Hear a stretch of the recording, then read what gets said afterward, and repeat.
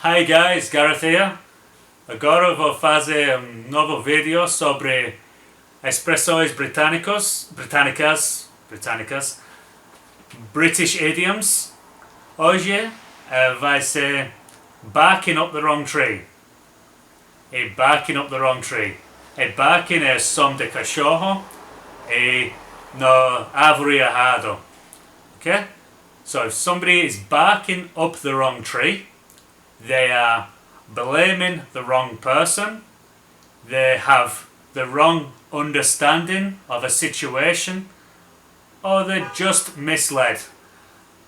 Se alguém é barking up the wrong tree, eles está culpando a pessoa errada, ou não entender a situação, está confusado com as coisas.